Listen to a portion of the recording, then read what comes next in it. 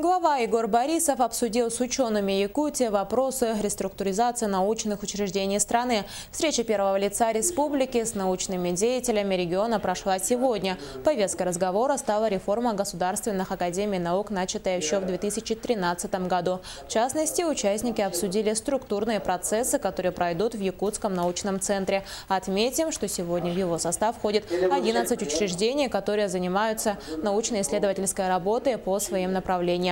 И в этом году на их базе планируют создать новые структуры. Мне бы хотелось, пока я это не вижу.